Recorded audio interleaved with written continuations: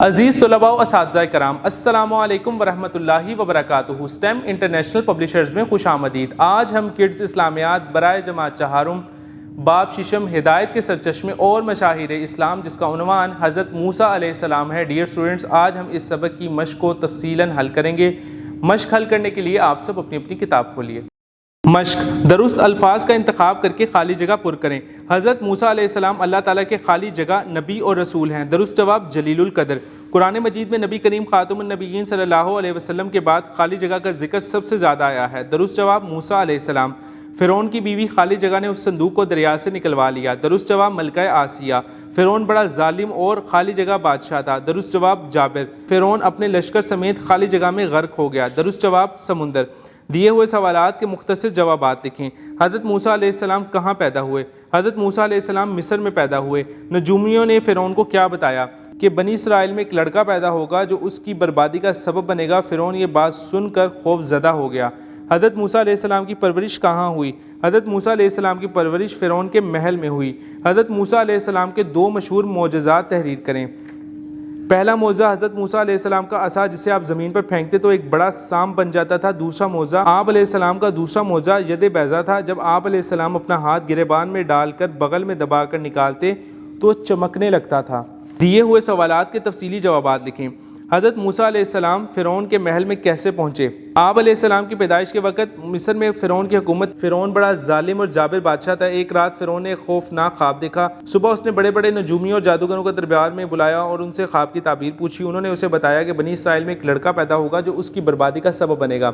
فرعون یہ بات سن کر خوف زدہ ہو گیا اور اس نے اپنے سپاہیوں کو حکم دیا کہ بنی اسرائیل میں پیدا ہونے والے ہر لڑکے کو پیدا ہوتے ہی قتل کر دیا جائے۔ چنانچہ جس گھر میں بھی کوئی لڑکا پیدا ہوتا اسے قتل کر دیا جاتا۔ انہی حالات میں حضرت موسیٰ علیہ السلام کی ولادت ہوئی۔ آپ علیہ السلام کی والدہ کو بھی خوف محسوس ہوا کہ کہیں فرعون کے سپاہی بچے کو قتل نہ کر ڈالیں۔ اللہ تعالیٰ نے حضرت موسیٰ علیہ السلام کی والدہ کے دل میں بات ڈال دی کہ وہ بچے کو صندوق میں بند کر کے دریا میں بہا دیں۔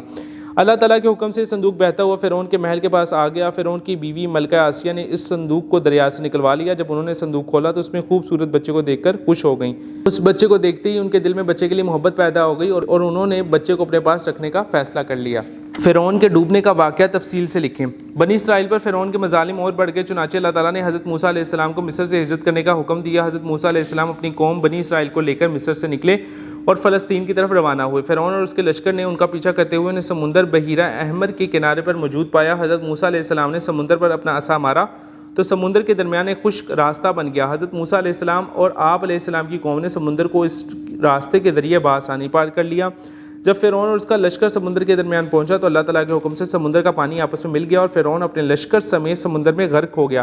یوں بنی اسرائیل کو فرعون کی غلامی سے نجات مل گئی۔ ذہنی آزمائش: انبیاء کرام علیہ السلام کے قصوں پر مبنی کسی کتاب سے حضرت موسیٰ علیہ السلام کا قصہ پڑھیں اور بنی اسرائیل پر نازل ہونے والے عذابوں میں سے چند عذاب بیان کریں۔ تحقیق: گلوب پر مصر اور مدین تلاش کریں اور ان دونوں کا درمیانی فاصلہ معلوم کر کے اپنی کاپی میں لکھیں۔ سرگرمیاں برائے طلباء: حضرت موسیٰ علیہ السلام کا تعارف کسی چارٹ پر لکھیں اور کمرہ جماعت میں آویزاں کریں۔ حضرت موسیٰ علیہ السلام کی زندگی کے بارے میں اپنے ہم جماعت طلباء کے درمیان ذہنی آزمائش کا مقابلہ منعقد کریں۔ رہنمائی اساتذہ: طلباء کو حضرت موسیٰ علیہ السلام کی زندگی کے مشہور واقعات بتائیں۔ طلباء کو بتائیں کہ حضرت موسیٰ علیہ السلام نے اللہ تعالیٰ کی توحید کے پیغام کو ظالم بادشاہ کے سامنے حکمت اور دلیل کے ساتھ کیسے پیش کیا۔ ڈیئر اسٹوڈنٹس، آج ہم نے جس سبق کی مشق کو حل کیا اس کا عنوان حضرت موسیٰ علیہ السلام ہے۔ میں امید کرتا ہوں کہ آپ اس مشق کو بآسانی اب حل کر سکیں گے۔ ملتے ہیں ایک نئی ویڈیو میں ایک نئے سبق کے ساتھ۔ اب تک اپنا خیال رکھیے گا۔ اللہ حافظ۔